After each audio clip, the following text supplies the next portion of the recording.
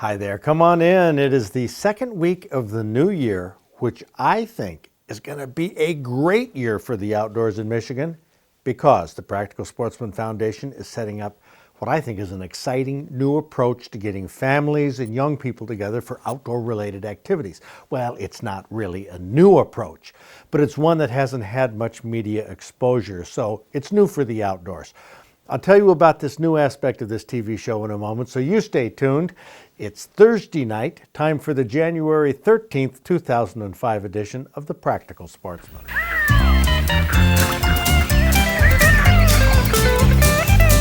From the rugged shores and woodlands of the north, it's history of copper mines and iron ore, the Great Lakes fishery. To the farmlands of the southern counties we'll look around, my friend, at all that waits the sportsman in the state of Michigan. And sometimes when the moon brings out the diamonds in the snow, and the stillness of the forest lies encased in Arctic cold, the wind might whisper through the trees, listen if you can, it tells you all the beauty in the state of Michigan.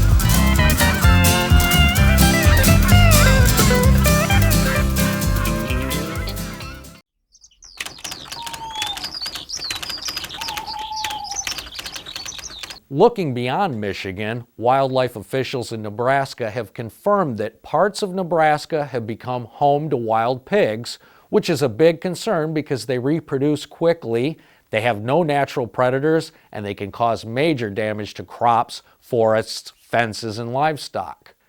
The Nebraska pigs are likely to have come from animals that were released for hunting or they escaped from farms and turned wild. While Nebraska is concerned about pigs, Pennsylvania is concerned about a fish called the snakehead, which has been showing up in anglers' catches around Philadelphia. They're from Asia and have gotten into the rivers from the ballasts of cargo ships.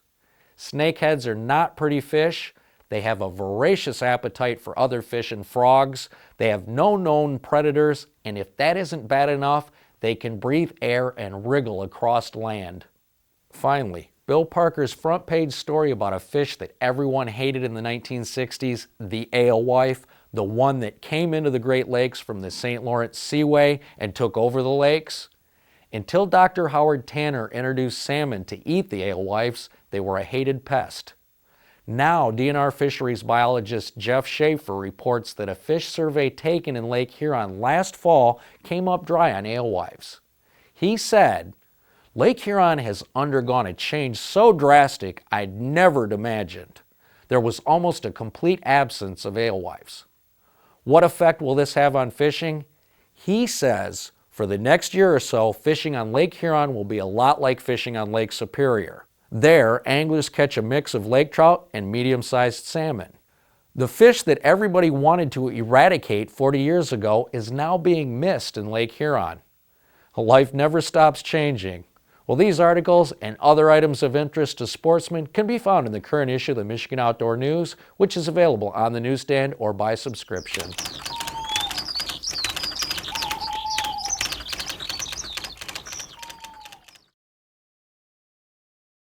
Get outdoors. It's a great place to be. Well, since 1981, I've closed a lot of TV shows with that statement, hoping that it would inspire people to get out fishing and hunting. Unfortunately, it hasn't worked. Hunting and fishing license sales have been going down, not up. The problem, according to popular belief, is that we need to introduce more kids to the outdoors. And of course, that'll get them turned on to hunting and fishing, and they'll just never stop. But you know what? That is not the problem. Sherry Dan from the Fisheries and Wildlife Department at Michigan State University has a presentation about outdoor participation where she starts with the question, what percent of Michigan youth say they have tried fishing at some point in their lives? 20, 30, 50, or 90%? Well, according to a survey done by MSU, the answer is 90%. That means 9 out of 10 kids are introduced to fishing. The problem is they don't continue fishing as they get older. U.S. Fish and Wildlife Service statistics bears this out. The percentage is on the left. The ages of Michigan residents go across the bottom, and it shows The older people get, the less they fish. From 6 to 15 years old, about 45% of youngsters fish. By the time they're 65, only 10% are still fishing. Now, there's something about fishing nowadays that is causing people who were introduced to fishing when they were kids or younger to drop out. This is the problem. Sherry Dan then asks, how do you think Michigan's fishing population changed between 1995 to 2002? Did it increase 2%, 5%, or did it decrease 2%, 5%, or 10%? Well, the answer is, in this 8-year period, fishing participation dropped a whopping 10%. That's more than 1% a year over this 8-year period, and this dropout rate may be accelerating. We don't know. Keep in mind that during the same period that fishing and hunting have been on the downslide, cable TV has added more outdoor shows than ever. We have the Outdoor Channel, the Outdoor Life Network, the Hunting Channel, ESPN Outdoors, TNN Outdoors, and public television has beefed up its outdoor programs. But apparently, hunting and fishing on TV has not inspired more people to get outdoors. And this bothers me. I've been hunting for an answer to this problem. Last week, I had a meeting with 4 project leaders from Michigan State University who deal with children, youth, and family programs. In fact, they developed this book right here as a guide. And down here in the corner, you see 4-H Youth Development, Michigan State University Extension. This, my friends, is the best answer I can come up with to getting people outdoors. Now, Zachary and I may have a TV show, but we don't have any staff or organization or way to reach out and help adults and kids get together in fishing and the shooting sports. But 4-H does. They teach adults how to work with small groups of young people on outdoor activities, one person at a time. Help them develop these activities for a lifetime, not just a one-shot introductory experience. And we're going to add a new dimension to this TV show where we find out how 4-H works, how adults can become involved, how you can start a Project Fish 4-H club with a few kids in your area, or how you can get involved with the extremely successful 4-H shooting sports program. It is fabulous. Now, some people say kids shooting guns is politically incorrect, and many organizations have backed off of this activity, but not 4-H, and we need to thank 4-H for that and join them to make it even more successful. If Zachary and I have any hope of getting people outdoors because it's a great place to be, we need to partner up with a grassroots program like 4-H, which is what I'm working towards, full speed ahead. That's why I think this year is going to be the most significant year I've had on public TV, because we're going to be taking a step that hasn't been taken before. It's a step into the future for hunting and fishing, partnering with a program that hasn't had the benefit of television show to explain its mission and involve the public in a tangible way. I am really excited about this, and you can call this my practical, positive perspective for 2005. Yeah, whoa, this one is big. Wow-wee.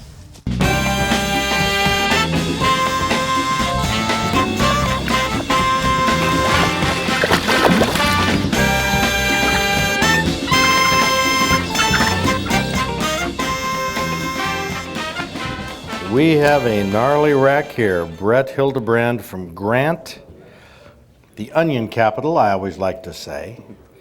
And this one didn't get his tines very clean down there, or else, yeah, because there's still some velvet in there. You can see the black strips of the velvet. Of course, this is so gnarly in here, really bumpy. Most antlers aren't quite like that, but that's probably why he couldn't get that stuff, rub it all off. That's really cool. Yep. Yeah. How old are you, Brett? 15. And this was during the youth hunt. Yep. That's pretty neat. You hunted there around Grant? Yep, right behind my house. Newaygo County. And you can use a rifle there. Yep. What kind of rifle you use? 30-06. Pretty neat. Have you hunted with a bow before? No. You haven't? Nope. So was this your first year hunting? Yeah. Have you hunted small game before? A little, but not much. So what was it that made you want to deer hunt?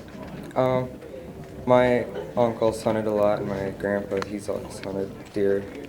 And I guess just it was kind of in my blood to go out and do it. So who was with you at the time? My dad was. And did he see the deer first, or did you?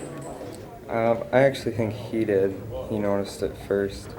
'Cause there was a group of does in a field next to us, and we were kind of watching him and us, and he said there's a deer coming down, and so I looked through my scope and I noticed looked like there's some antlers on. He got about 50 yards from me, and then he turned broadside and started eating on some buckwheat that we had planted, and so then I took the shot. And Now, were you all excited? yeah. Was your dad excited? Yeah, he actually ran up to the house and he told me stay there in case, and if he jumps up, you shoot him again. He never saw how big it was, so he just ran up to the house and got the four-wheeler. I'll be darned. Well, that's great. That's a very interesting wreck. Brett Hildebrand from Grant. Way to go.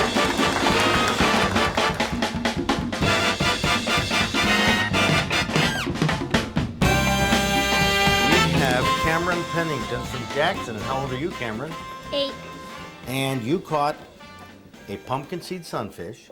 That was how big? I don't know. Go ahead. Do it with your hands. How big was it?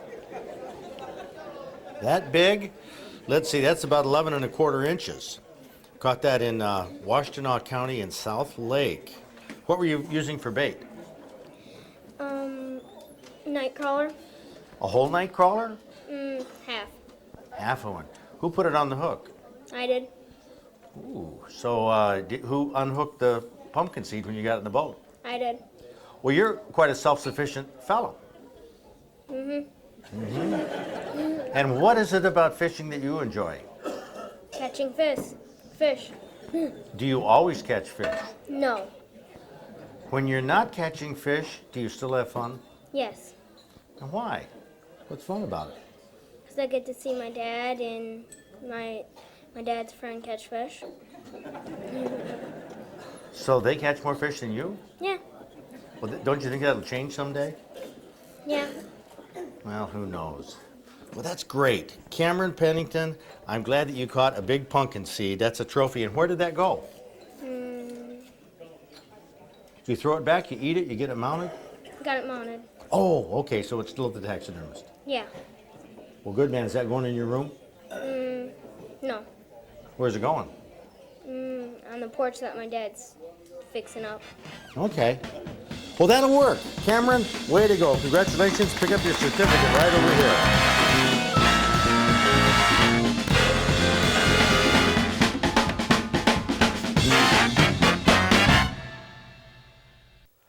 I talked about a tie-in with 4-H programs earlier in the show, but I didn't explain how we're going to do this. It's really a lot easier than you might think. Very soon, we're going to start some 4-H groups right here at the museum. And I'm going to be the leader of one. And we'll start by following this book for new 4-H leaders. It's called The Walk, and it answers the questions like, where do I start?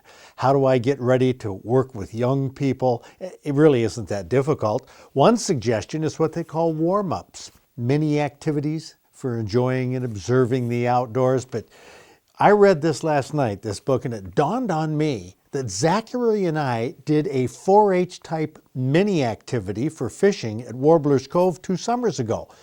We almost had a 4-H fishing club started right there. Here's what we did. Parents brought their kids. I brought some 4-pound monofilament and some little hooks. We sent the kids out to collect sticks that they could use as fishing poles. Now, I wanted to show the kids and their parents that you don't need fancy equipment to have fun fishing. Nor does fishing have to be for big fish. It can be something you do in shallow water with a simple stick pole. And what about bait? You don't need to buy any. With a little knowledge, you can find it almost any place. We'll put it in the can. What'd you find? He found a curly bug. Oh, those are good. Roly-poly-oly. Put it in the can. Finding bait is a part of the fishing experience that can be fun and interesting all by itself. It's what I did when I was a kid. Dig worms, lift up boards, catch crickets. You know, if you're not careful, you'll get engrossed in the hunt for bait and start exploring where bugs and worms live. But hey, if it's fun, go for it. I already had my bug. It'd be a little hard to Sharing what we learn is a part of the experience too. What I Careful, found Jack. was down in that swampier stuff, finding stuff like that, pulling it up. I found probably 4 or 5 worms down there that way. Oh, okay. This is just so dry. Right from the get-go, from finding sticks to use as fishing poles, to tying hooks on the line, exploring the countryside for bait, heck, we were having fun before we got to the water. And this wasn't just an activity for the little kids. We grown-ups found that we were having as much fun as the toddlers. Now, if you ain't got one, I got one for you. I'm no longer a city boy. Look at that. Your first official grasshopper? My first official. Don't grab him by the hand. Hang on. Because he's going to want to hop. You ready?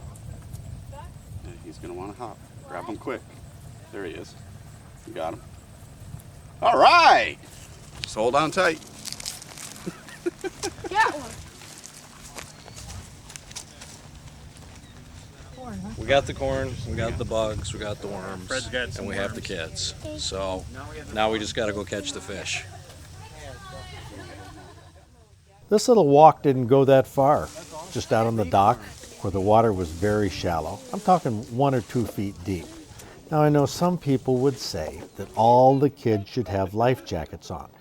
But in this case, with a parent or two for each youngster or two, I mean, they were a few feet away keeping an eye on their kids.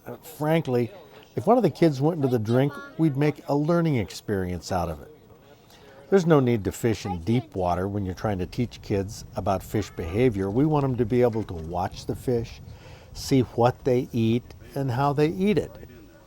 Of course, we're not going to catch anything big enough to fillet, but in this shallow water, the kids can learn that a homemade fishing pole with bait they can find under a rock is really enough to catch a fish for dinner. After 10 minutes or so, the fish start moving around in the weeds once again. Oh, look at over here! We got a double! It's getting bigger. Get him go! That's a, Bigger than your last fish. you know what that is? It's all the rock bass. You did it all by I yourself. got 2 fish. Now watch out for the teeth on that, because they're sharp. Rich Acker towed a few kids in a paddle boat. They thought this was great. Look at that. Isn't that fishing guide and his clients? This simple activity only required the curiosity of parents and kids, not a bundle of money or fancy equipment. The fish may have been small, but the lesson was big. Nature is interesting and fun. Okay. Hey, Jojo, let's see that baby. Look, Hunter. Whoa! Is that your first fish? Yeah. Good job. SpaghettiOs for lunch? That's what we did 2 summers ago at Warblers Cove, and as I've learned from reading this book, that's a typical approach that 4-H takes to the outdoors. Now, I got to tell you, I am new to the 4-H concept, but what I'm learning, I am loving, because you don't have to have any more than, a half dozen kids to start a club. The beauty is there aren't any fundraising activities that are required. It's about having fun and learning about the outdoors. Now, we're going to use the 4-H groups that we start here at the museum as a model of how you can start or get involved with a group where you live. I have a lot of other ideas too about this, but got to save those for the weeks ahead. You know, we've been going through this pattern of freeze and thaw, freeze and thaw. Maybe winter will settle in one of these days for the ice fishermen. Otherwise, be careful if you go out on that ice. Fred and I want you to be able to join us right back here next week. Caught one. Jackie, can you give me your fishing You guys pole? went on an actual fishing trip. Yes. Can I put these worms right here? Give me your fishing pole. No? No? I guess not. Go. I'll get it.